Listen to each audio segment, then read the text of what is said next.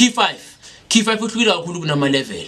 Key 5 awafundisi bodwa. Uma ngabe umfundisi uyazazi ukuthi unebandla elifile kodwa unebandla elifuna ukuthi ulivuse liphefumule noma unesifiso sokuvula ibandla kodwa ufisa ibandla lakho liphile ngabo lo Key 5. Nazi no level 5 hayi Key 5. Kunento ezimbili ehlukahlukene. Kuno key kuno level. Kuno level 1 up to level 8. Kuno key 1 up to key 5. Ama key ngizobuya ngiwachazeka kanye kabanzi futhi ngamunye kodwa kamanje ngizofocus ku key abafundisi u key 5. Unyaka uphilile umfundisi kodwa nolutho liphathekayo. Sahlele endleleni ethelayo sihamba ngempela 1974. Abazali bakho abanikela ngo1 rand, 2 rand, 3 rand, ama4 cent nama 5 rand. Uma ngabanikelile umuntu unikele imali ebonakalayo nekala 20 rand. Ayifiki ngisho 50 rand imali umnikela abazali bakho. Ujike konke lokho njengamanje. Umfundisi umuntu uyabulala, umuntu uyaphilisa. Uma ngabe umfundisi ufuna ukuthi badlala kuliphile la lapha. Noma umfundisi badlala kulivuke bese likhona kodwa lifile. Ufuna ukuthi livuke uyaliphemba kabusha la lapha. Noma unesifiso sokulivuza awukaliphembi futhi alikabonakala indawo. Usenesifiso la lapha. Le ikey abafundisi. Uma ngabe wena umfundisi futhi awunathi isifiso kubafundisi. Dlula ikey 5 yabafundisi bodwa. Sino key 1 up to key 30 ngokuhlohlwana kwabo. Kodwa key 5 uthinta abafundisi bodwa. Umfundisi uma ngabe ibandla lakho ufuna liphile ngoba ufuna liphile kunikele imali ebonakalayo la lapha. Ukey 5 ufika nengulube ephilayo. Sigubha umgodi ebandleni. Umgodi olangane 6 feet under. Ungena ngulube ephilayo phakathi komgodi. Le ngulube leyo ufuna ukuyibulela ngezakhe izandla. Uthi mase uyibulele bese inqunywa ikhanda. Ikhanda leli silifunza imithi, lekhanda bese yancwaba singabela phakathi esontweni. Umzimba yawoswa uyaphonsela emfuleni ohambayo.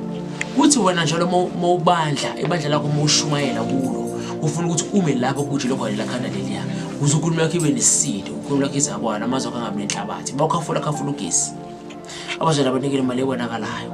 Into ebalekile ukuthi kumele uyenze lapho belo ukuthi uqikelele ukuthi le ngulube lebulela ngezakhe izandla hayi ngesikhali. Kufunzwe imithi ikujule phakathi kwebandla. Imithi le masisifunzile izenza ukuthi ibandla lakho likhulu kakhulu futhi lidlodlobale abazalwane abanikele into engasuka umphansi. Wena umthetho kumele ukuthi uwenze ukuthi each and every Sunday uhambisa imali ngo200 rand emfuleni ohambayo kodwa emhloba hayi eyiphepha. Akithi sibanikele imali nga100,000 kule Sunday le. Khipha ngone 200 rand awukhiphi yini? Khipha ngone 200 rand uyayichinja ngamacoin uyiphosele emfuleni ohambayo. Indlela yakho leyo kunikela ukuthi lento leyo uyayiphemba ngasuka isikhathi uyayivuselela ukuthi ngafi. Bayonikela abazali bakho into engasuka umphansi. Mfundisi wami ukey 5 uma umthathile imali abanikele ngayo kuzenza ukuthi wena uyikhazele emaceni kancane uyayishisa uyihlanganisa nomuthi uzozimela ukushisa bese uyageza ugezela on exact spot lapha uzokube khona lekhanda leliya. Leyo mali leyo mase uyishisile wageza ngayo uzenza ukuthi wonke umuntu omzalwane unikelile ebandleni lakho once aphathe imali acabanga nje ngumfundisi.